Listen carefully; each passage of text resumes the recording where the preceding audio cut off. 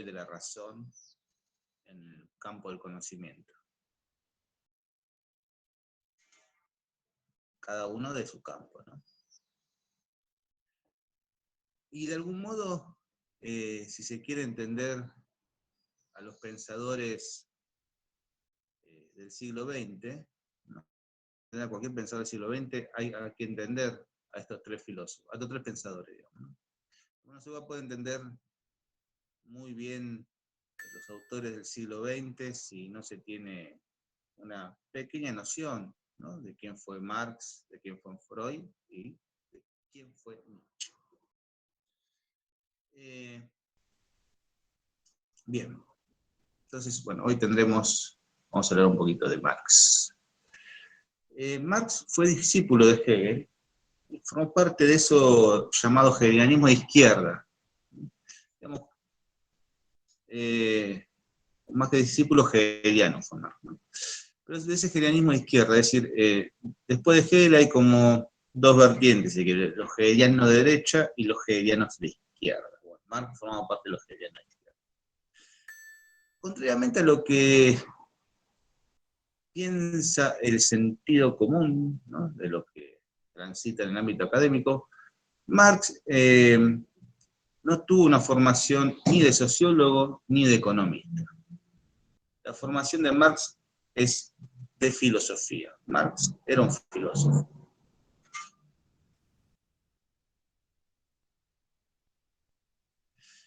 Y las primeras obras de Marx, ¿no? Como filósofo, y ahí podemos pensar en una obra llamada La ideología alemana y otra, Los manuscritos, los textos muy filosóficos, con mucha densidad filosófica. Justamente son los textos que en su momento en la ex Unión Soviética se habían prohibido. ¿No? Fíjense, ¿no? Con dos obras filosóficas de Marx, con todo, en su totalidad, pues eran textos filosóficos, en un estado donde se consideraba marxista, estuvieron proscriptas, ¿no? Estuvieron prohibidas. Bueno, eso habla un poco de cómo ha transcurrido Marx por la historia, ¿no? Y cómo se lo ha leído, ¿no? Hasta el punto que algunos han entendido que era mejor no publicar algunas obras de Marx. Bueno, si bien la formación de Marx es filosófica, no en vano se lo ha leído en economía, en sociología, porque después ha escrito textos de economía, ¿no? Junto con Engels, ¿no? Su compañero intelectual. Engels sí era economista, tenía su formación, entonces ahí es donde aparece el Marx economista, ¿no? En esos textos que escribe junto a Engels.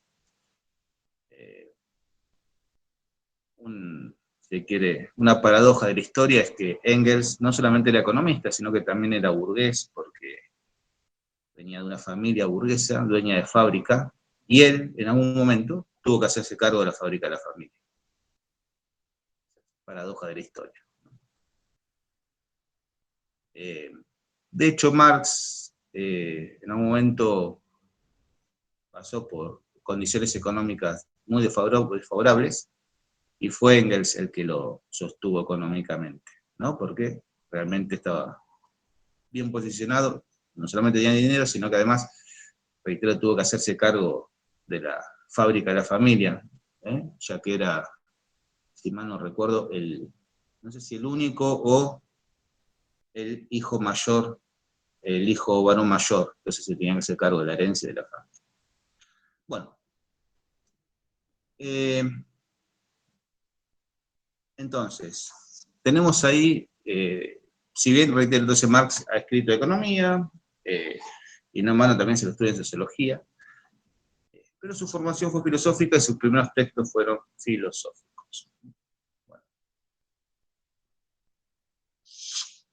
Vamos entonces, a concentrar la lectura siguiendo la lectura de Carpio, ¿no? Seguimos con el texto de Carpio. Vamos a ver estas nociones filosóficas de Marx, ¿no? Que nos interesan. Bueno, Marx, como la mayoría de los hegelianos de su tiempo y aparte de izquierda, estaba convencido firmemente de que la filosofía de Hegel era la expresión más acabada de su época, es decir, de la sociedad burguesa, ¿no? Esto es un poco lo que les decía que podemos entender, o bien a Kant como la máxima expresión de la filosofía burguesa, o bien a Hegel, ¿no? Ahí tenemos como los dos momentos más altos, si quiere, ¿no? Más alto en el sentido de sistema filosófico y de expresión, ¿no? Cómo una filosofía expresa una época, eh, expresa una noción, expresa una idea, ¿no? Y tanto Kant como Hegel lo están expresando. Y hago esa diferencia solamente porque tenemos, si bien no son filosofías opuestas, pero bueno, ahí tenemos una, en el sentido de que Hegel definitivamente es dialéctico y Kant en algún punto eh, no, por lo menos no transita por la dialéctica. No recuerden esa firme diferencia que Kant sigue sosteniendo entre lo fenoménico y lo neuménico, ¿no? Como algo irreconciliable. Bien. Marx difiere en Hegel en muchos aspectos capitales, pero en el fondo de su pensamiento se mantiene el núcleo hegeliano convencido. Bueno, esto lo hemos trabajado, ¿no? Cuando hablamos de Hegel. Para él la realidad, y cuando social, el mundo del hombre, tiene una estructura dialéctica que se encamina hacia la perfecta racionalidad consciente. Esto ha demostrado Hegel de manera acabada. Pero Hegel había sostenido además que con su sistema quedaba lograda la definitiva conciliación de todas las oposiciones, la unidad y armonía entre razón y realidad. Bueno, esto lo vimos con Hegel, ¿no? Vistas así las cosas, la dialéctica hegeliana se le ofrecía a los ojos de Marx con una notable ambigüedad, porque por una parte aparece concluida con el sistema de Hegel, el proceso dialéctico ha llegado a su cumplimiento final. Y no solo habría terminado la filosofía, sino que quedaba consagrada la monarquía prusiana conservadora y reaccionaria, y el cristianismo, no menos reaccionario, de la iglesia oficial. En una palabra, quedaba consagrado el status quo. Por otra parte, la dialéctica, si era el movimiento de la realidad misma, su pulso, su vida, no podía detenerse, sino que la realidad misma se detuviera y desapareciera. Por tanto, la dialéctica debía ser esencialmente abierta y revolucionaria. Marx se inclina decididamente a interpretarla en este sentido. Bueno, primera contradicción, es verdad, Hegel entendía que el Estado prusiano era el máximo momento y culmine y final, ¿no? de la historia, de ese proceso histórico que él observa, dialéctico, ¿no? Eso es cierto, pero bueno, Marx ve contradictorios, ¿no? Dice, bueno, no se puede detener la historia acá, tiene que seguir, ¿no? Tiene que seguir ese movimiento. El movimiento dialéctico necesariamente es revolucionario, ¿no? Implica un devenir. Entonces, bueno, eso lo ve contradictorio Marx. Y por otro lado, como sigue en este, y que bueno, que en ese momento el statu quo no podía imponerse, sino todo lo contrario, el statu quo tiene que ser derrocado en algún momento. Y por otro lado, como forma parte de lo hegeliano de izquierda, va a leer a la razón dialécticamente, pero no en la gramática del idealismo, sino en la gramática, vamos a decir, gramaticalmente en el materialismo. Es decir, lo que va a impulsar a la historia no es la persecución de una idea o la expresión de una idea o la expresión de un absoluto, ¿no? Eso que llamamos la astucia de la razón, sino lo que vamos a ver en la historia son las condiciones materiales de existencia de los sujetos que la habitan.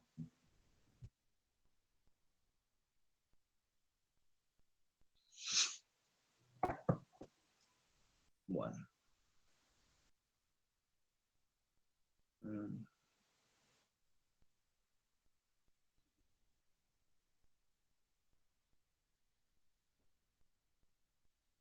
Bien. Bueno, Marx va a entender, por otra, viendo esa realidad social, que justamente el Estado prusiano, el Estado o el capitalismo no puede ser la última instancia de realización del hombre, porque todo sistema, en la realidad misma, ¿no? En la realidad social. Esas contradicciones que deben resolverse dialécticamente. Y una de esas contradicciones es la figura del proletariado, es decir, el proletariado está en tensión con la burguesía. Entonces hay una contradicción ahí. Y esa tensión debe resolverse, ¿no? De ahí que va a haber una nueva instancia superadora. Recuerden que el siglo XIX es un siglo de muchas revoluciones.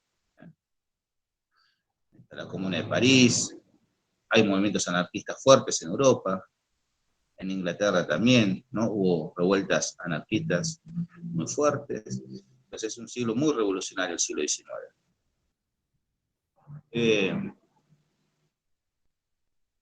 Marx observa eso, ¿no? Y ve que la realidad social le está indicando otra cosa, ¿no? Le está indicando que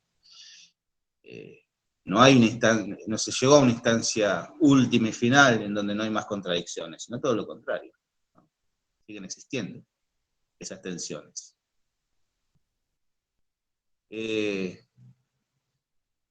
No obstante, yo les decía que esto que consideraba Hegel para su época, se ha tomado, si se quiere, de cierto neoliberalismo en el siglo XX, y algunos todavía tienen esa idea, de que el capitalismo es la instancia superadora, ¿no?, del progreso humano. Cuando se afirma un poco eso, y el que quizá dio la tecla conceptual para expresar eso, es un texto bastante viejito, ¿no?, al final de los 80, de un filósofo llamado Francis Fukuyama, ¿no? El título de esa obra de Fukuyama muy conocida es El fin de la historia y el último hombre, ¿no? Bueno, justamente Fukuyama, siguiendo la lectura hegeliana, sostiene que el capitalismo neoliberal, o el capitalismo del siglo XX, es el fin del movimiento histórico, ¿no? Y justamente ahí tenemos al último hombre, el último sujeto. Y lo que estaba considerando Hegel en su momento, ¿no?, con el Estado prusiano. Bueno, Marx justamente, bueno, ve que no, que todavía hay contradicciones en la sociedad, en la historia, y que se van a resolver dialécticamente. Bueno, vamos con el concepto de hombre de Marx.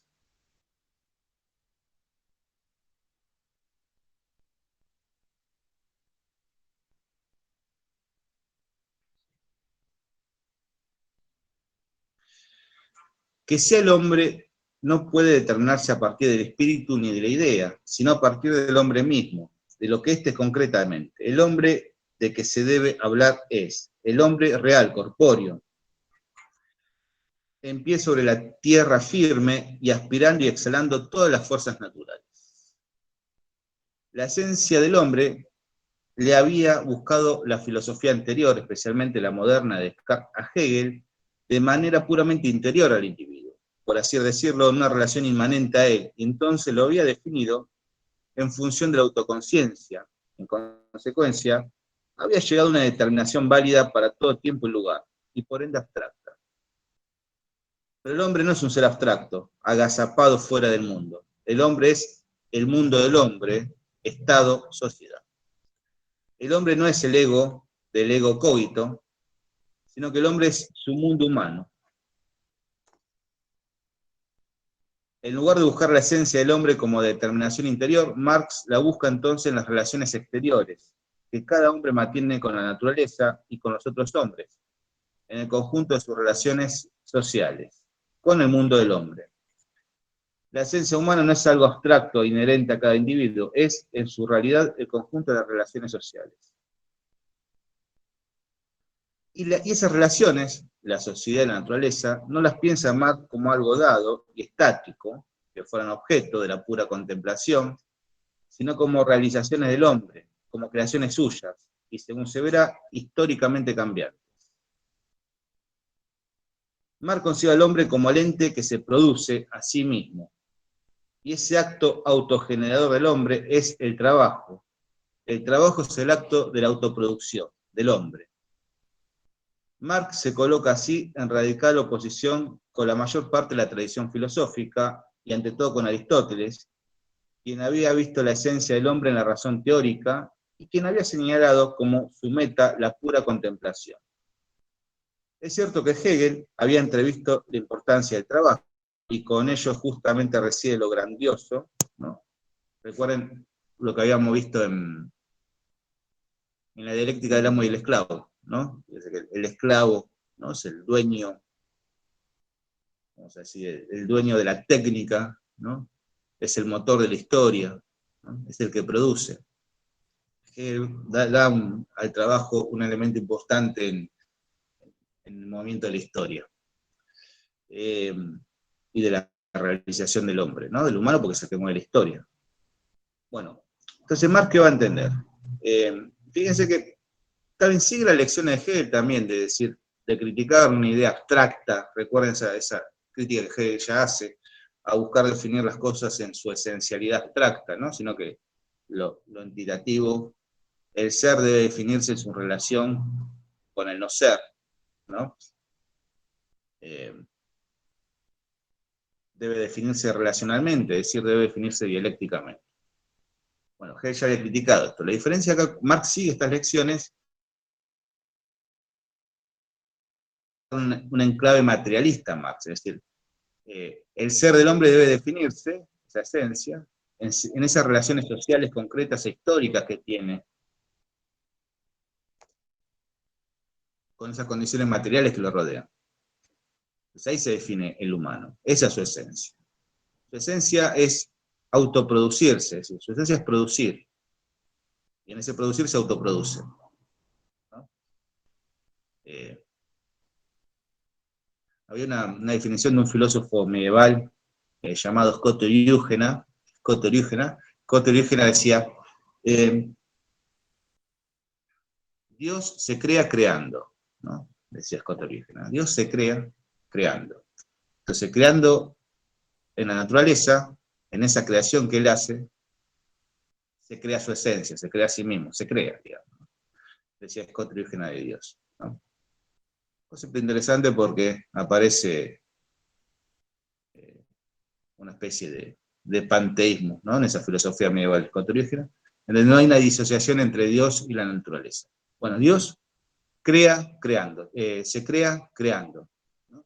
Bueno, acá, si se quiere, parecería lo mismo en el sujeto humano, es decir, el hombre crea su esencia creando, produciendo, ¿no? Es en el producto del trabajo donde está esa esencia del hombre. Es decir, hace su esencia, por ese otro modo, y la hace produciendo, trabajando. El trabajo es la actividad, la praxis, ¿no?, creadora del humano.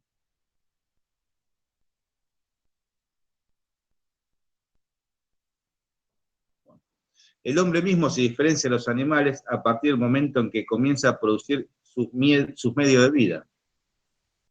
Lo que los hombres son, coinciden por consiguiente con su producción, tanto con lo que producen como el modo en cómo producen.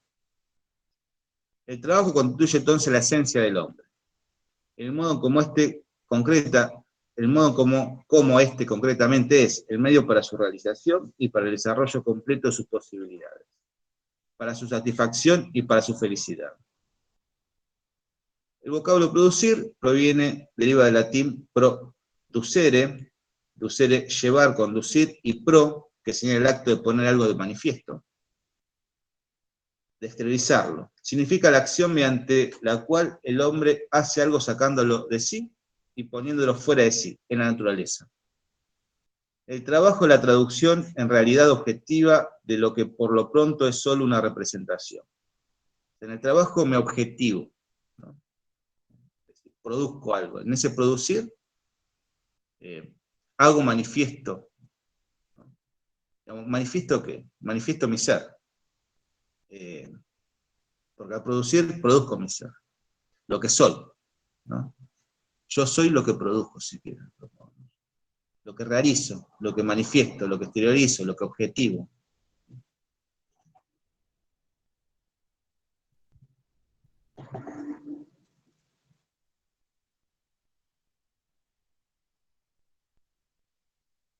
El trabajo es traducción en realidad objetiva de lo que por pronto es solo una representación. Por ejemplo, el carpintero,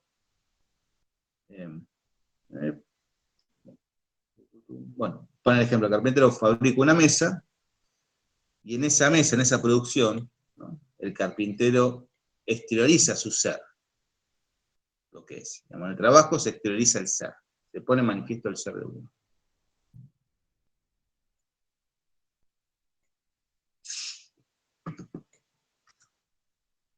Bien.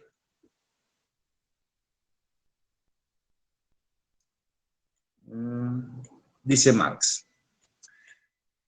Pero de lo que de antemano distingue al peor arquitecto de la mejor abeja, es que aquel ha construido la célula en la cabeza antes de construirla en la cera. Al fin del proceso del trabajo surge un resultado que ya al comienzo del mismo estaba en la representación del obrero. Es decir, que ya existía idealmente. No es solo que éste opera un cambio de forma de la materia prima, él realiza en esta al mismo tiempo su finalidad, que él conoce y determina como ley del modo de su obrar, y a la cual tiene que subordinar su voluntad. La diferencia entonces entre el trabajo humano y esa actividad que puede llamarse trabajo animal consiste en que aquel está siempre precedido o dirigido por una idea o representación. Esto es en el fondo por la conciencia.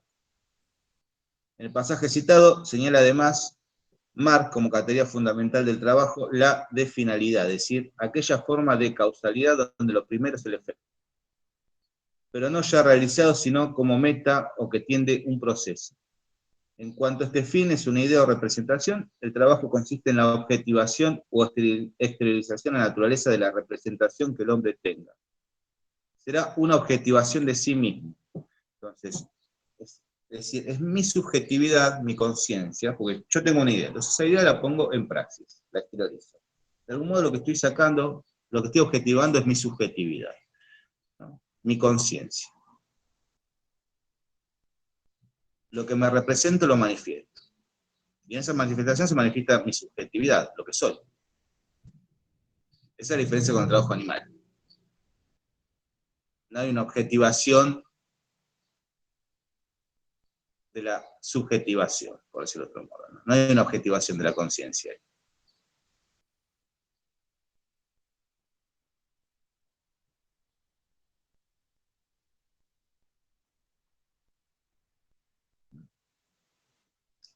Bien. Entonces, esto es, el trabajo significa una humanización de la naturaleza, porque en ella el hombre va dejando su huella, su impronta, sus ideas, es decir, en definitiva, su propia esencia. Entonces, al trabajar, objetivo mi esencia, digamos, objetivo mi subjetivación, mi subjetividad, objetivo mi subjetividad. Es decir, pongo en manifiesto una representación de mi conciencia. Y al hacerlo, al objetivarlo, transformo la naturaleza. Y al transformarla, entonces la estoy humanizando. Con el trabajo humanizo a la naturaleza. La modifico.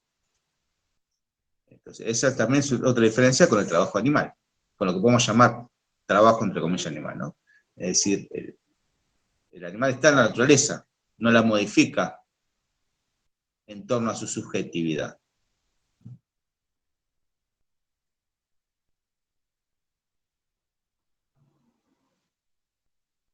Entonces, la transformación introducida en la naturaleza lleva consigo la transformación de las condiciones de la vida humana. La sociedad es, pues, la plena unidad del hombre con la naturaleza y la verdadera resurrección de la naturaleza. El naturalismo realizado del hombre y el realizado humanismo de la naturaleza. En este sentido, Marx pone de relieve la enorme importancia que tiene sobre la vida humana la ciencia moderna, la técnica y la industria con ellas relacionadas. También en los manuscritos se lee: la producción práctica de un mundo objetivo, la elaboración de la naturaleza inorgánica, es la afirmación del hombre como un ser genérico consciente, es decir, la afirmación de un ser que se relaciona con el género humano, con su propia esencia o que se relaciona consigo mismo como ser genérico. Bueno, o sea, Marx reconoce la ciencia moderna y la técnica la enorme importancia que significó en la historia. Recuerden cuando empezamos el año que hicimos una especie de contextualización, ¿no?, de la modernidad y hablamos de esta relación de esta relación simbiótica que se produce en la ciencia moderna entre el saber teórico y el saber práctico, ¿no?, entre teoría y técnica, que se produce una relación tan fuerte entre ambas que es diferente disociarlas hoy en día. Es decir, una característica de la ciencia moderna, de esa revolución científica, es cómo se relaciona y se vincula la ciencia teórica con la técnica. ¿Por qué? Porque conocer no es conocer teóricamente, es transformar la naturaleza, es dominarla, ¿no?, es humanizarla, ¿no? ¿Se acuerda que habíamos tomado esa expresión tan violenta, pero tan representativa de esta idea, ¿no? Bacon decía, hay que torturar a la naturaleza hasta sacarle sus verdades. Bueno, esa es la idea, ¿no? Poner a la naturaleza al dominio del hombre, ¿no? ¿Y cómo se pone el dominio de algo? Bueno, con la técnica. Con la técnica transformo objetivo, objetivar. Al objetivar también habíamos trabajado esta idea de objetivar, ¿no? Al objetivarla recortábamos la realidad y al recortarla necesitábamos dominarla, controlarla, ¿no?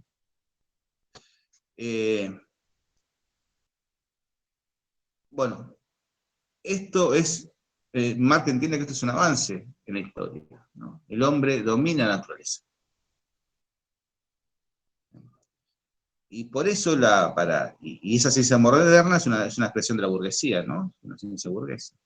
Es una expresión de la cultura burguesa.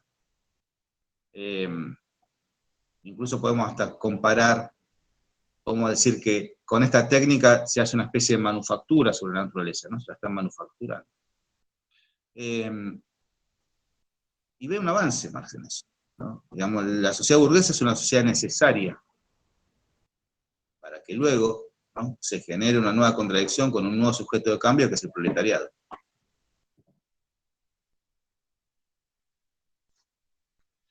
Bueno, vamos a seguir.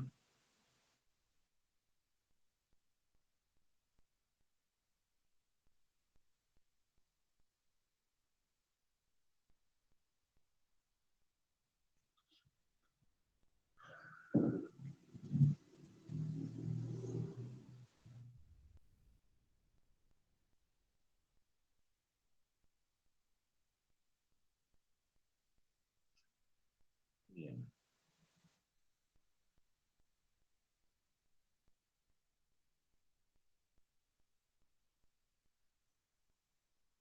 Dice más, es cierto que también el animal produce, se construye un nido, viviendas como las abejas, los castores, las hormigas, etc.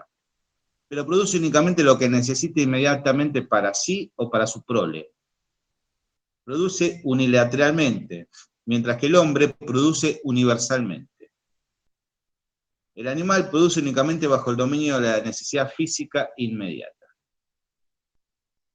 El animal produce tan solo en función de sus necesidades biológicas, de modo unilateral, porque lleva una vida aislada, solo determinada por aquellas necesidades, una vida que, usando un lenguaje que no es de Marx, podría llamarse cerrada.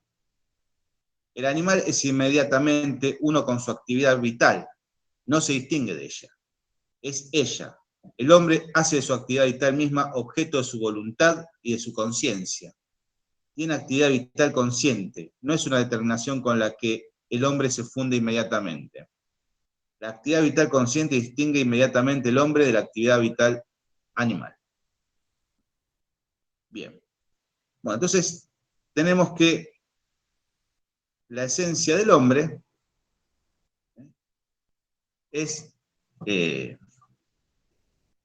su hacer, ¿no? Y su hacer, su praxis, tiene que ver con el trabajo. Con el trabajo produce. En ese producir, objetiva, representa, exterioriza su subjetividad, imponiéndole, porque en esa representación hay una finalidad, una idea que lleva a cabo, y en esa finalidad una voluntad que expresa. en ese expresar expresa su esencia, su ser, es lo que hace. Y ese trabajo es trabajo libre, podemos decir. Digamos, la libertad se juega en esta condición de que el hombre puede producir, a diferencia del animal. El animal está en la naturaleza. El hombre, en cambio, al producir, impone su voluntad, ¿no? Entonces el trabajo humano es trabajo libre. Ya tenemos la esencia, digamos, cómo el hombre, cómo Marx define, ¿no?, a la condición humana, al humano, al hombre. Bueno, ahora vamos con otro concepto que es el hombre alienado. En efecto, el ser del hombre consiste en el trabajo, o por decirlo con más exactitud, puesto que el hombre es histórico. Su esencia depende de las condiciones concretas del trabajo, en cada circunstancia histórica. Y ocurre en la sociedad en que Marx vive, en la sociedad que él escribe y critica. El hombre está alienado, es decir, se encuentra ajeno a sí mismo. Vive desconociendo su propia esencia. Esta alienación tiene lugar en todos los planos de la existencia humana, en lo social y político, religioso, filosófico. Pero todas las formas de enajenación tienen su fundamento y raíz en el trabajo, puesto que en este estriba la esencia del hombre. El trabajo es la propia actividad del hombre, y sin embargo ocurre que en las condiciones históricas que Marx describe, el hombre lo desconoce. Solo se siente obrando libremente en sus funciones animales, y en cambio, en sus funciones humanas, se siente solo como animal. Ignora su propia esencia y asume el animal.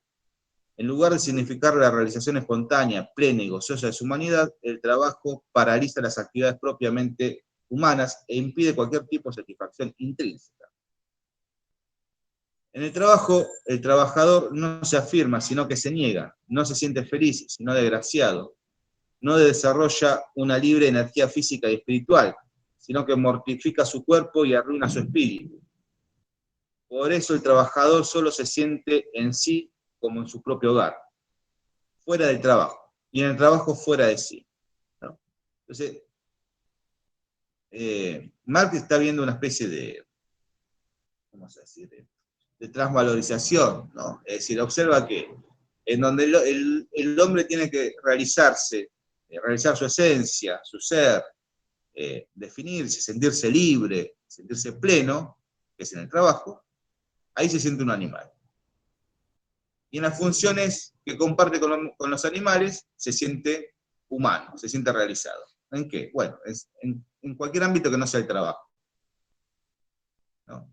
En comer, en beber, ¿no? Es decir, en esas funciones vitales que comparte con los animales, ahí se siente un hombre, ¿no? Entonces ahí hay un proceso de alienación, ¿no? Fuera de sí, estar fuera de sí.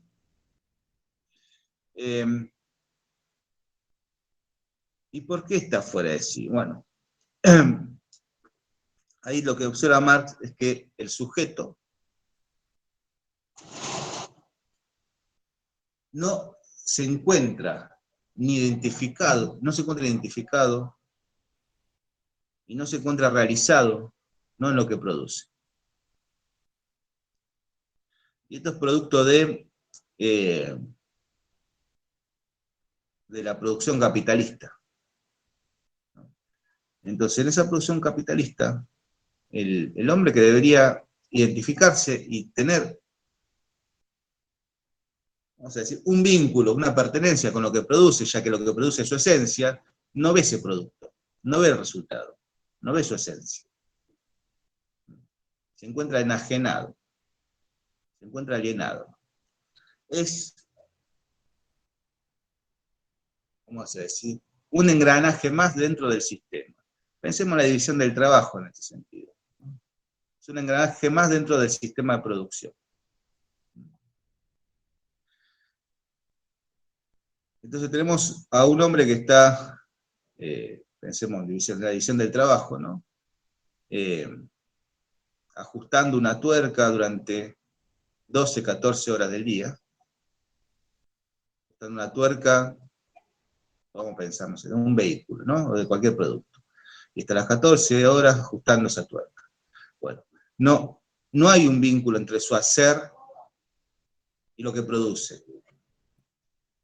No hay un vínculo, una pertenencia con el resultado final de ese hacer, sino que su hacer está, su esencia está perdida, no la encuentra. Acá viene otro proceso de cosificación, ¿no? Se convierte en una cosa, porque pierde su esencia humana. Entonces, como está cosificado, es una cosa más, es un engranaje más dentro del sistema de producción, ¿no?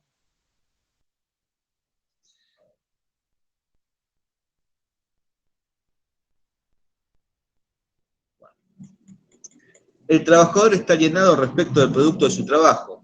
En el producto está el obrero mismo, porque aquel es su objetivación, pero algo en que ha puesto su propia persona.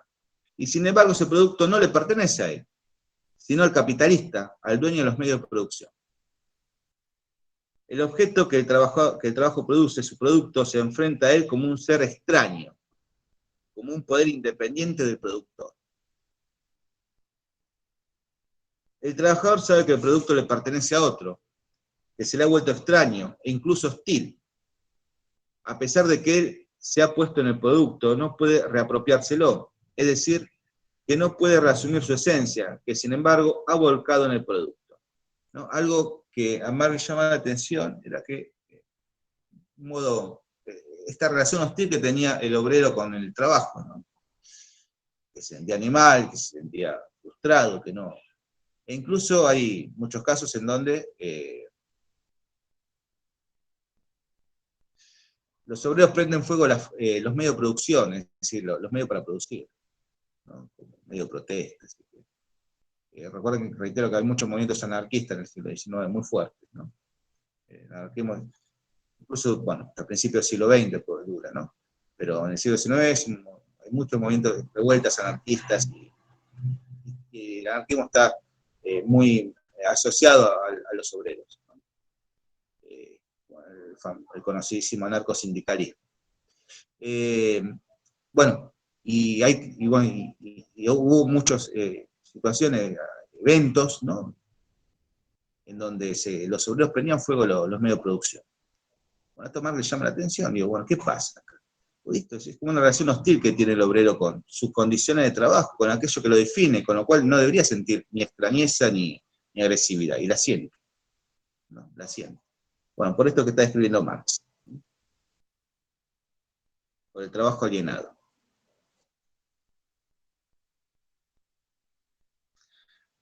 Si él se relaciona con su actividad como con una actividad no libre, se está relacionando con ella como con la actividad al servicio de otro, bajo las órdenes, la compulsión y el yugo de otro.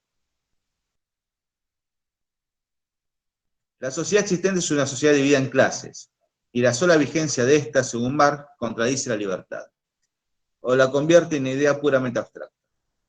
Porque la libertad de cada uno, el ámbito o alcance efectivo de la actividad de cada individuo, está fijada por la clase que pertenece y por la relativa libertad que esta clase posea, sin tener en cuenta las capacidades o necesidades de cada uno. No es la misma la del proletariado y la del burgués, todavía más. La clase es la verdadera unidad social y económica, no el individuo. De modo que la clase se independiza frente a aquel.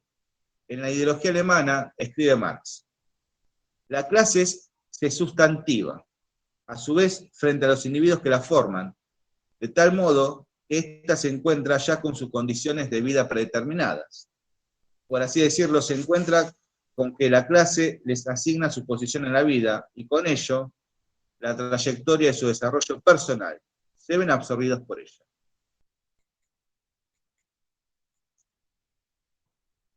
La alienación que tiene lugar en el trabajo es la forma fundamental de enajenamiento porque afecta el fundamento mismo del hombre.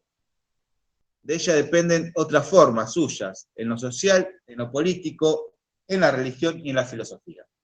Es decir, estas son formas derivadas de la alienación. Lo fundamental o lo pristino del proceso de alienación es en el trabajo, no el trabajo capitalista. Bueno, a partir de ello se dan formas derivadas de alienación, a partir de ese trabajo capitalista. En efecto, aquella primera alienación opera de modo tal que las relaciones sociales se deforman o pervierten. porque en lugar de ser relación entre personas, se convierte en relaciones entre cosas, en algo inhumano. Como la actividad propiamente humana, el trabajo, en lugar de constituir un fin, ha pasado a ser nada más que un medio para producir mercancías. Ella misma se ofrece como una mercancía más, es decir, que el hombre mismo se convierte en mercancía.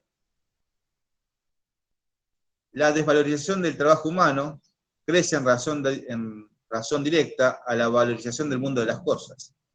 El trabajo no solo produce mercancías, se produce también a sí mismo y el trabajador como mercancía. Tanto el trabajo como el trabajador pasan a ser nada más que mercancías en un mundo en el cual, cuanto más se valoran las cosas, tanto más se olvida la humanidad del hombre. La mercancía es la estructura ontológica fundamental de nuestro mundo objetivo entero. Fíjense que el trabajo mismo se convierte en mercancía. ¿Por qué? Porque ¿qué hace el obrero? El obrero vende su fuerza de trabajo. Entonces su fuerza de trabajo se objetiva como una mercancía. Entonces, fíjense que aquello que lo debería definir al hombre, ¿no? Entitativamente, ¿no? Como un ente, digamos, donde debería, en esa praxis donde debería definir su ser y objetivar su esencia, esa praxis, el trabajo, se convierte en mercancía, porque la fuerza de trabajo se convierte en mercancía. Entonces, se define como una mercancía, es la estructura ontológica del mundo. Es un concepto bien marxista, ¿no? La mercancía es la estructura ontológica del mundo capitalista. Yo soy una mercancía porque vendo mi fuerza de trabajo.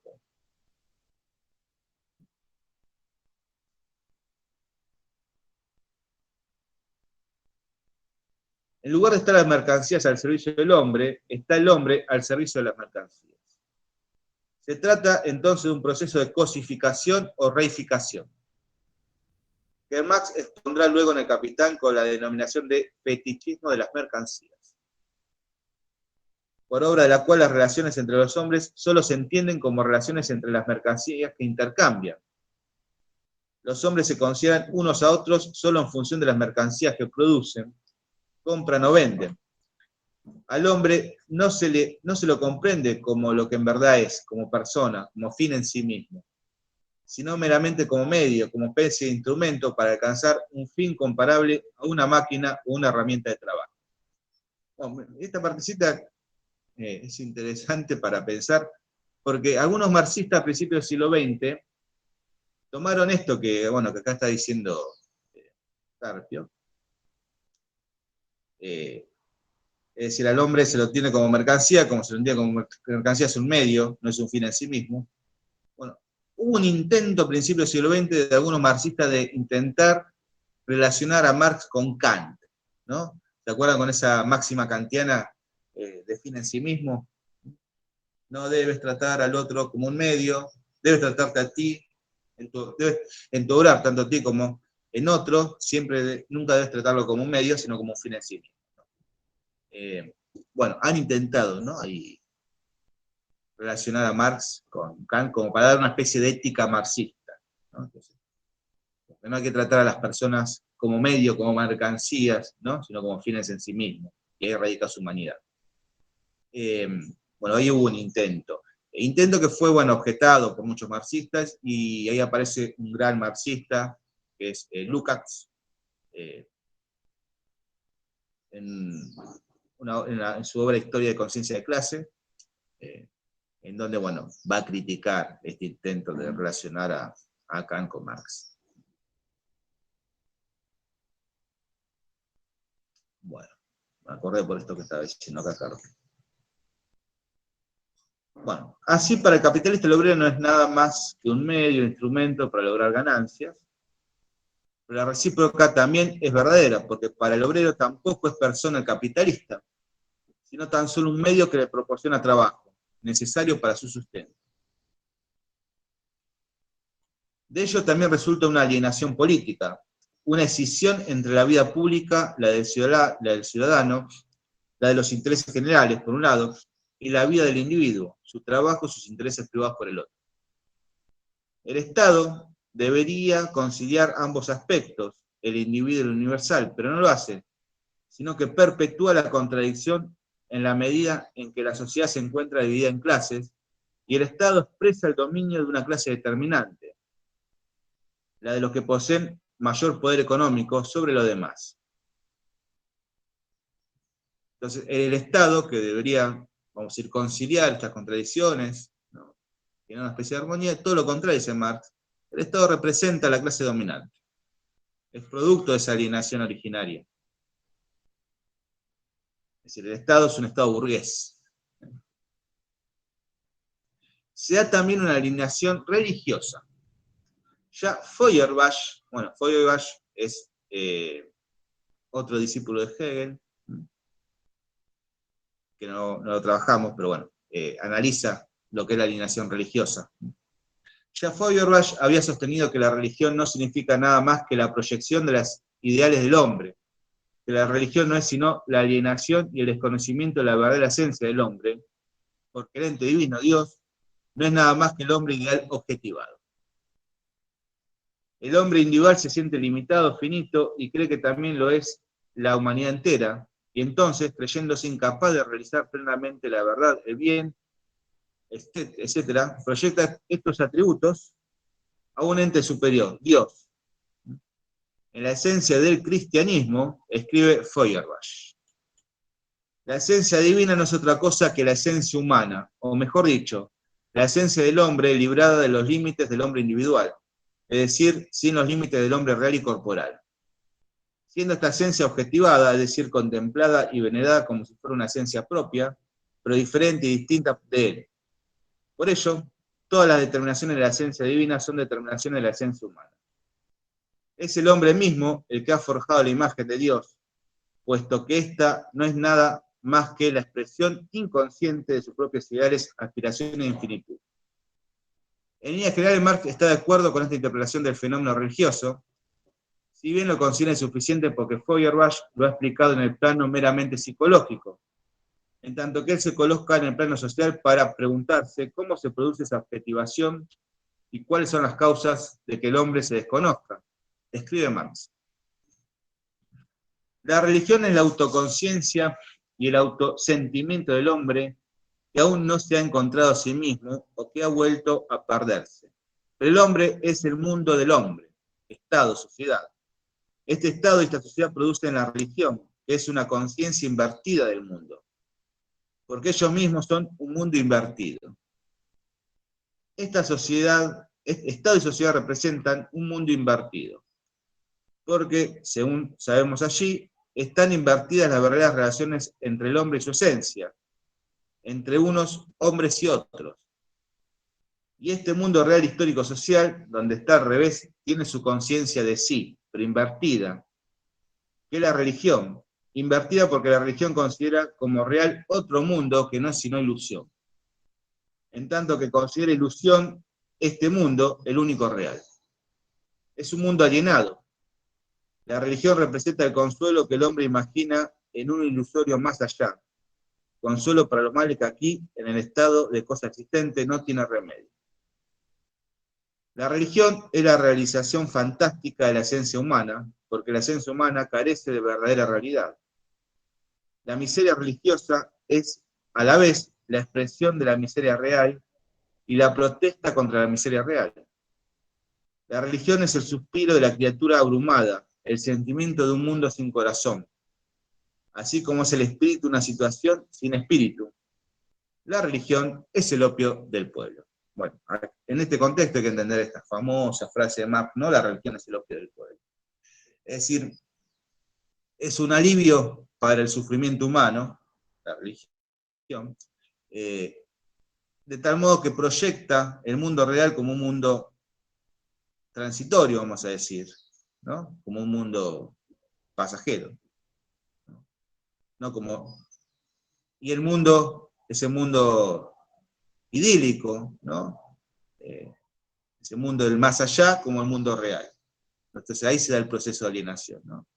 Se proyecta la esencia en otro lugar, que no es en la lectura marxista, ¿no? En las condiciones materiales de existencia históricas, sociales, ¿no? En donde soy, en mi trabajo, bueno, en lo que hago, en mi praxis. Bueno, eso es ilusorio, ¿no? Es pasajero, ¿no? La esencia se encuentra en otro lado, en ese más allá. debido a que la religión, siguiendo las lecciones de Feuerbach, es un modo de pensar la libertad pura del hombre. Entonces pone la libertad en otro lugar, pone la libertad en un lugar que no existe. En vez de poner la libertad en este momento, porque acá la libertad está, vamos a decir, condicionada, ¿no? Por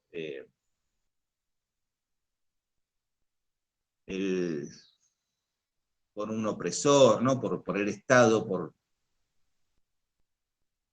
el burgués, ¿no? Que genera condiciones miserables al proletariado. Y siempre, si no es el burgués, no vamos en el proceso de la historia, hay una clase que ejerce dominio, ¿no? Dominante sobre otra clase que sufre. La religión es como que viene a curar eso, ese dolor, esa angustia, esa infelicidad, proyectándola en otro lugar que no es. Por eso es el opio de los pueblos, dice Marx, ¿no? En ese sentido está dicha la frase.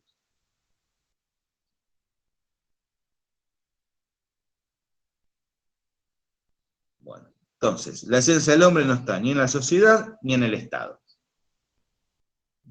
ni en la religión, ¿no? Son todos procesos de alienación que hay ahí. Y por último, teníamos una alienación en la sociedad, en el Estado, en la religión y en la filosofía también.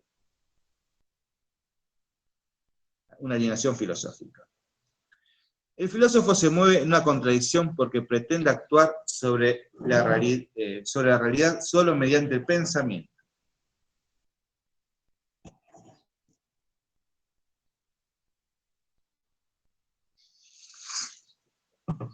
Y por tanto, este será forzosamente ineficaz. Es la contradicción entre la vida y el pensamiento abstracto. La filosofía materialista, Feuerbach, es teórica, es decir, meramente contemplativa. Acá hay una crítica que Marx le hace a Feuerbach, porque si bien Feuerbach es discípulo de Hegel, va a discutir contra Hegel y va a ser de algún modo antidialéctico Feuerbach, no va a ser dialéctico, no va a seguir la dialéctica hegeliana. Entonces Marx, si bien está de acuerdo con el materialismo que propone Feuerbach, porque Feuerbach también se opone al idealismo hegeliano, una lectura materialista de la realidad, antes que Marx, en eso va a coincidir con Feuerbach y va a seguir también la lectura de Feuerbach. Lo que le va a criticar es que no es dialéctico a Feuerbach. Es verdad que el idealismo, en cambio, ha reconocido el lado activo del hombre, pero lo ha hecho de un modo abstracto, es decir, con desconocimiento de la actividad real sensorial en cuanto tal.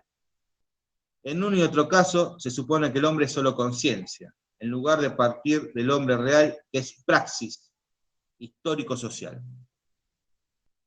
De modo que es preciso lograr,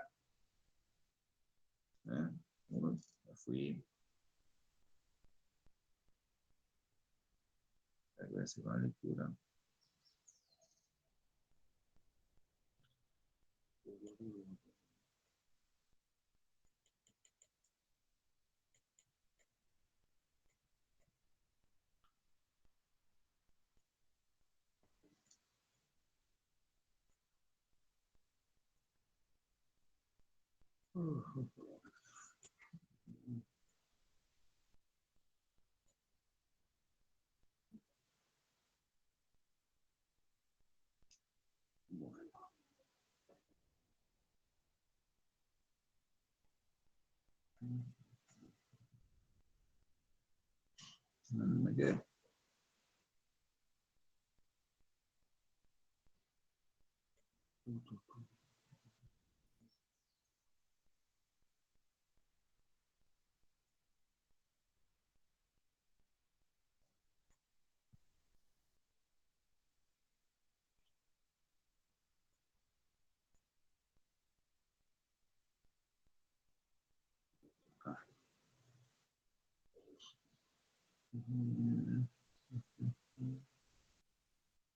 Bien. De modo que es preciso lograr una síntesis de idealismo y materialismo, y considerar el sujeto no solo como una actividad teórica, sino como práctica que se objetiva y reconoce en el objeto. y a este como realidad humanizada, pues refleja a sí mismo algo que el hombre ha proyectado.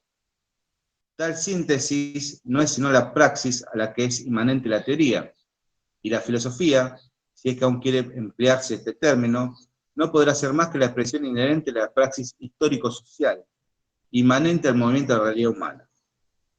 Por eso se lee en la segunda de la tesis sobre Feuerbach. La pregunta acerca de si le corresponde verdad objetiva al pensamiento humano no es una pregunta concerniente a la teoría, sino una pregunta práctica. En la práctica, praxis, debe probar el hombre la verdad, es decir, la realidad y el poder. La candidad de su pensar, la disputa sobre lo real o irreal del pensar, del que está aislado de la práctica, es una pregunta puramente escolástica. Habiéndose eliminado la pura teoría, la verdad no podrá consistir ya en la adecuación entre el pensamiento y la realidad independiente o indiferente respecto de él. Por el contrario, habrá que entenderla como el proceso por el cual el pensamiento se prueba y acredita en la práctica. Se hace verdadero porque solo en la práctica, no en un más allá, sino en el más acá de la entidad, este mundo concreto histórico-social podrá demostrar su eficacia como poder de transformación. Bueno, a ver. A Feuerbach, ¿qué le va a criticar? Bueno, justamente que se queda en lo contemplativo, si bien es un pensamiento materialista, al no ser dialéctico, lo que ve Marx en la dialéctica es un pensamiento que se pone en movimiento con la realidad, ¿no? La lógica de mi pensamiento es una lógica que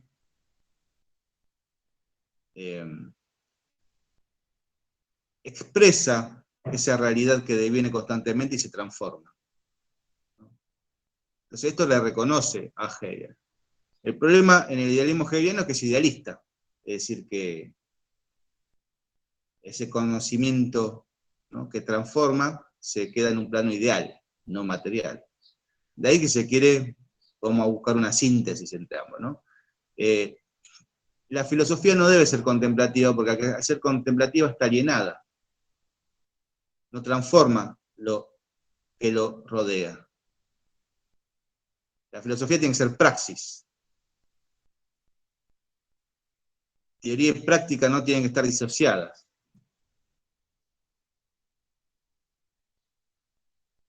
Tiene que ser un conocimiento transformador.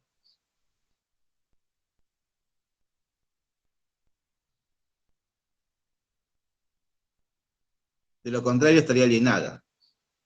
Estaría buscando una esencia en algo, del modo que la religión busca una esencia en un más allá, ¿no? La filosofía estaría buscando una esencia abstracta en un lugar, en un mundo que no existe, ¿no? Porque el único mundo real es el histórico, el concreto, el que rodea. Bueno, para terminar, vamos a cerrar con el concepto del materialismo histórico. La historia no es nada misterioso, es ante todo un proceso producido y dirigido por la idea absoluta. No es el devenir para sí de la idea, el saber absoluto que se produce a sí mismo, ¿no? Esto era Hegel. Por el contrario, para Marx, el sujeto de la historia es el hombre concreto en su mundo social y económico, el conjunto de las relaciones sociales, el hombre que se crea a sí mismo en el trabajo. En tanto que según Hegel, la idea dominaba la historia y su dialéctica y por ende constituía la clave de la historia, para Marx se trataría de leer la historia por sí misma, no en función de algo trascendente a ella, según le parece serlo la idea hegeliana, que él vio sin duda que la historia es un proceso dialéctico, pero lo consideró como dialéctica de ideas, sin percatarse de que se trata de una dialéctica real. Por ello Marx invierte el enfoque hegeliano. Mi método dialéctico no solo es fundamentalmente distinto del método de Hegel, sino que es ante todo y por todo su reverso. Para Hegel, el proceso del pensamiento, al que él convierte incluso bajo el nombre de idea, en sujeto con vida propia, es el demiurgo de lo real. Y la simple forma externa en que toma cuerpo. Para mí, lo ideal no es, por el contrario, más que lo material traducido y transpuesto a la cabeza del hombre. Es decir, para Hegel, la idea es lo que produce lo material. Para Marx, las condiciones materiales es lo que produce la idea, ¿no? Por eso es el reverso. La filosofía idealista de la historia no ve en esta sino el desarrollo de las ideas religiosas, filosóficas, políticas, a la que se ha separado artificialmente sus fundamentos socioeconómicos. Pero de ese modo se olvida lo material del régimen de las relaciones de producción. El verdadero basamento de la vida humana, y por tanto la historia, está en la actividad práctica de los hombres. Por ello, en oposición al idealismo, esta teoría se llama materialismo histórico, no porque el hombre sea materia, sino porque no es primariamente conciencia, según quería el idealismo, sino un ente práctico, social, en viva relación con la sociedad y con la naturaleza. Todas las ideologías, los sistemas de ideas políticas, jurídicas, artísticas, morales, etc., mediante las cuales los hombres toman conciencia de lo que son o creen ser, no son de por sí autónomos, sino reflejo de la estructura socioeconómica de que brotan, superestructuras de la estructura básica. Entonces acá tenemos ese esquema, ¿no? La superestructura y la estructura. La superestructura es un reflejo de las condiciones materiales de existencia que son las estructuras. Entonces, para ver en esa estructura, ¿qué forma parte? La política, la religión, la filosofía, el Estado, sociedad. Bueno, estas instituciones forman parte de la superestructura y son producto de la estructura. Por lo tanto, en la sociedad que vive Marx, el Estado es un Estado burgués, ¿no? La religión que predomina es una expresión de la burguesía. Y no está tan desacertado, porque podemos pensar que el protestantismo alemán está en relación con la aparición del sujeto burgués, ¿no? Entonces, bueno, lo que conforma esa superestructura es una manifestación, una expresión de la estructura. Y en la estructura tenemos las condiciones de producción, las condiciones materiales de existencia. ¿Y qué hace esa superestructura? Bueno, justamente lo que busca es que perdure y persevere, ¿no? Esas condiciones de existencia, ¿no? Es decir, marcan la perpetuidad de la estructura, legitiman la estructura, legitiman esas condiciones de existencia.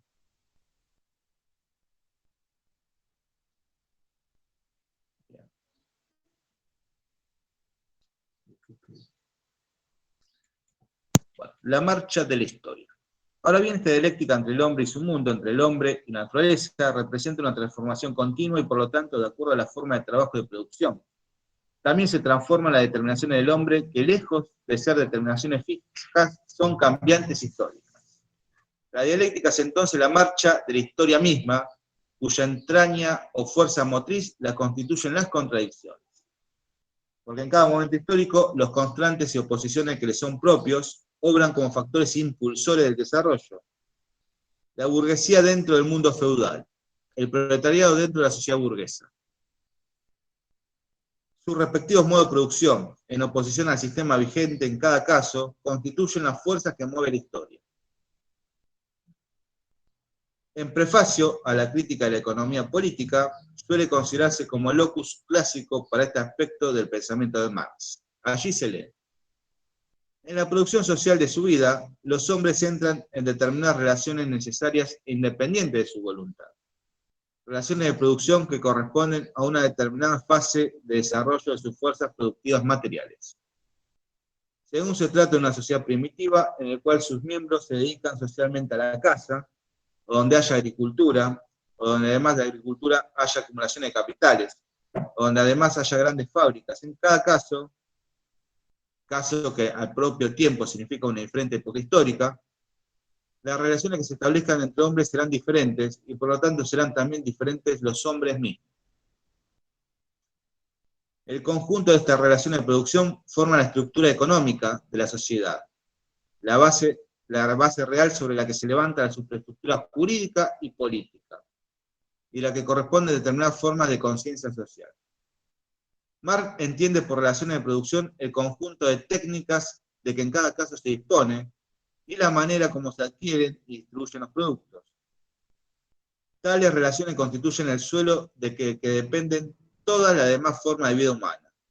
La superestructura, la cual no excluye que estas otras estructuras influyan sobre la base económica, sino lo que lo más critica es más bien que se considera un elemento aisladamente de los otros, en lugar de atender la realidad de la independencia dialéctica de diversos factores. En última instancia, la base económica es el factor decisivo, y por ello puede decir Marx en este pasaje, que no son el derecho y la política lo que determina el modo de ser de una sociedad determinada, sino que al revés, son las condiciones económicas las que producen ciertas formas jurídicas y políticas como estructuras secundarias suyas, las cuales, por estar apoyadas sobre las condiciones fundamentales, las relaciones de producción, por eso las llama superestructuras. Bien.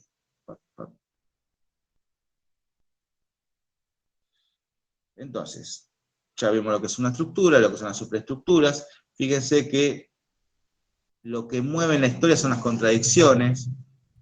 En esas contradicciones hay modos de producción. Esos modos de producción marcan un momento histórico. Es decir, que lo que marca el momento histórico es el modo en cómo se producen, las técnicas que existen para esa producción y las condiciones que existen para esa producción.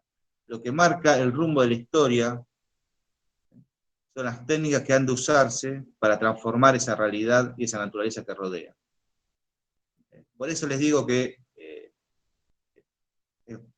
la dialéctica del amo y el esclavo, Marx lo sigue bastante esa dialéctica, ¿bien? En clave materialista, como estamos viendo, pero la sigue bastante. Recuerden quién es el importante en esa dialéctica del amo y el esclavo para Hegel, ¿no? ¿Quién es el que mueve la historia? El esclavo. ¿Y qué hace el esclavo? Es el dueño de la técnica.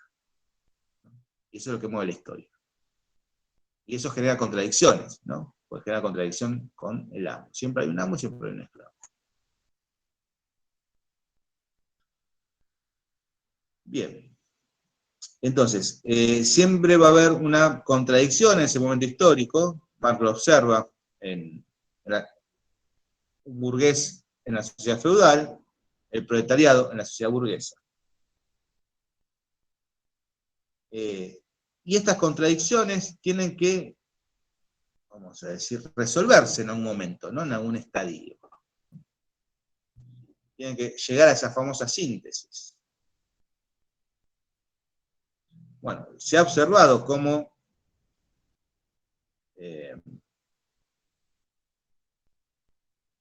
mundo burgués ha podido superar, ¿no? Y derrocar al sistema feudal, ¿no? Y de ahí vino el Estado burgués, ¿no? El Estado moderno.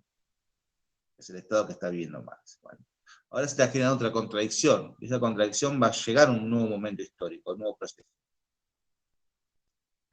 El mundo burgués, según se dijo, es un mundo traspasado por contradicciones, y entre ellas se destaca la escisión entre las dos clases sociales fundamentales, la burguesía y el proletariado.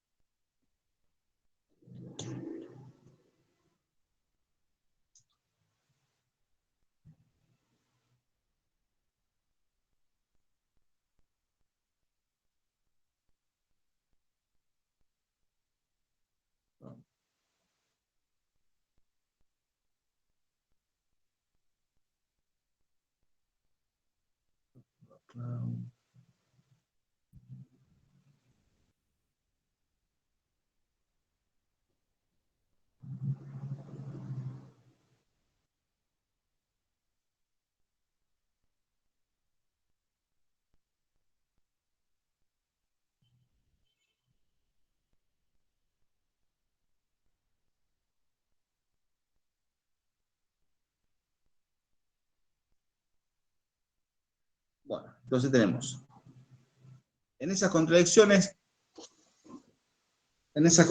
del proceso, nos encontramos.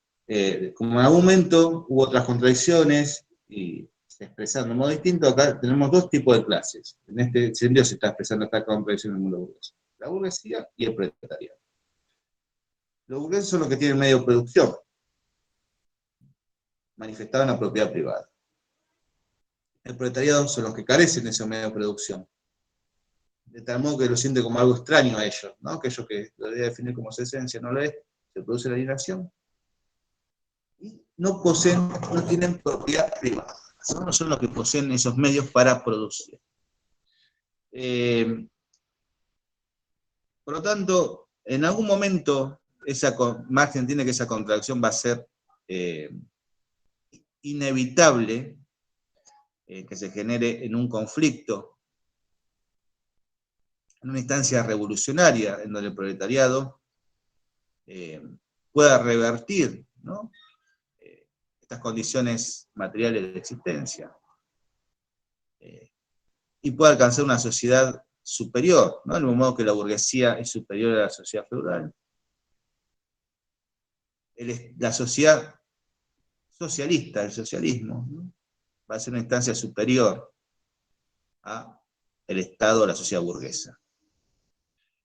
Bueno, acá va a haber un proceso por el cual el proletariado va a alcanzar un proceso de etapas, digamos, ¿no? Bueno, vamos a decir que, en primer lugar, si el problema son los modos de producción, lo que hay que cambiar son los modos de producción. Los modos de producción no van a estar más en manos de la burguesía, ¿no? Sino que van a estar en manos del proletariado. Por lo tanto, se va a suprimir la propiedad privada, ¿no? Los medios van a ser colectivos. Esto no se da de un modo armonioso, reitero, ¿no? Acá tiene que haber un proceso histórico revolucionario para que se genere esto. Al eliminarse la propiedad privada y los medios de producción ser colectivos, no pertenecer, que no tengan dueño, ¿no? Como esto se tiene que dar, vamos a decir, con un poder político, ¿no? Y en una instancia revolucionaria, Marx entiende que va a haber en esta etapa algo que llama dictadura del proletariado. Entonces es un estado totalitario, si se quiere, absoluto, en donde no va a haber propiedad privada, de algún modo será estatal, ¿no? Es decir, colectiva, la propiedad no será propiedad privada, y va a instalar, ¿no? Casi a condicionar y a obligar que se dé este nuevo modo de producción. Pero esto, digamos, más allá de que sea una voluntad de Estado, es una expresión de un momento histórico, ¿no? Reiteremos que Marx entiende que necesariamente se va a llegar a este punto, ¿no? Porque esa contradicción va a ser insoportable, si se quiere, para la historia. Se va a tener que expresar. Ahora bien, este Estado, en algún momento de la historia, del proceso, va a carecer de sentido, entiende Marx, ya que la propiedad va a ser colectiva y los medios de producción va a ser colectivo. Se va a generar una nueva superestructura a partir de esa estructura nueva, se va a generar un nuevo orden jurídico, unas nuevas leyes. De algún modo ese Estado va a decaer, o va, como decir, colapsar o caer por sí solo. Como si dejara de tener sentido ese Estado. Por lo tanto, se va a llegar a la última instancia, que es la sociedad comunista, ¿no? Una sociedad en donde viviríamos en una especie de comunidades colectivas sin Estado. Si quiere, el momento último, ¿no? de este proceso que entiende Marx, no sería muy diferente de los idearios anarquistas, ¿no? De una sociedad sin Estado. Bastante parecido. Es decir, que era algo que ningún proceso, si quiere, revolucionario comunista ha llegado a expresar, ¿no? Llegar a esa última instancia. Bueno, Marx tampoco pone fechas para esto, pero él entiende que el último momento del proceso socialista, de este proceso revolucionario, es alcanzar una sociedad sin Estado.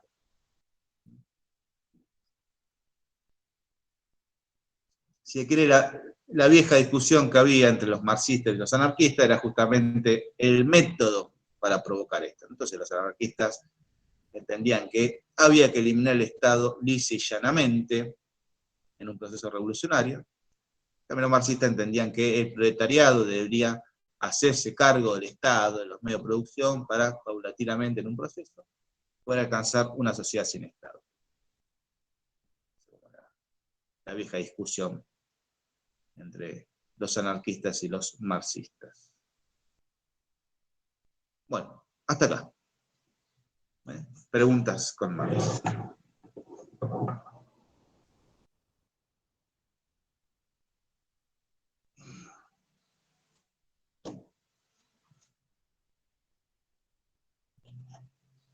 Yo de Marx no tengo para preguntarle, profe, pero sí quería preguntarle con respecto a los trabajos prácticos y con respecto al cierre de la materia. Si aprobamos, si está bien el trabajo práctico, ¿pasaríamos a la instancia de diciembre, de final? Sí, a ver, chicos, salvo que me hayan hecho una barbaridad, va a estar aprobado el trabajo. Ah, bueno. Y otra pregunta más. La semana que viene les digo, le hago el listado, a ver, de los aprobados, y tenemos la última clase. Quiero cerrar con Nietzsche.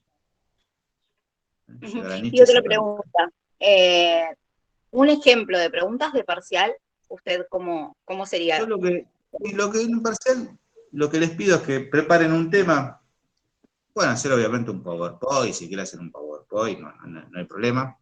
Pero lo que les pido es que me preparen bien un tema, que desarrollen ese tema, Marx. Bueno, desarrollan Marx en profundidad, lo explican. Y después yo les voy a preguntar acerca de del programa, sí, les voy a preguntar. Porque tienen que estar, ¿no? Noción del programa que vimos en clase. Entonces ahí lo que yo quiero que estén en tema, que puedan explicarme, obviamente, que no se queden con 2 palabras, que puedan explicarles, por ahí no voy a buscar una profundidad fuerte. ¿Bien? Sí le voy a buscar que estén en tema, que lo puedan explicar, que sepan explicarme.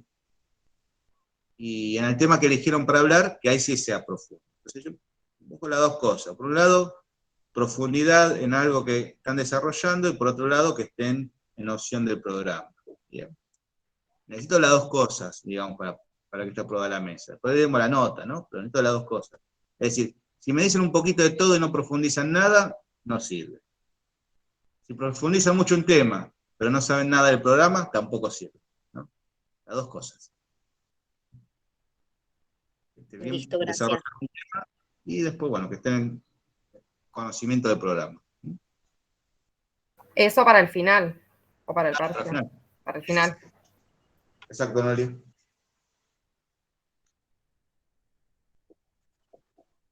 Sí, exacto. Y sería la última clase que terminamos con Nietzsche. Sí, porque ya calculo que, creo que de acuerdo al cronograma ya sería la última clase. Después me fijo bien, si queda una clase más, metemos una clase más de repasos. Pero cerramos con Nietzsche. ¿Bien? Bueno, nos vemos el viernes que viene. Gracias.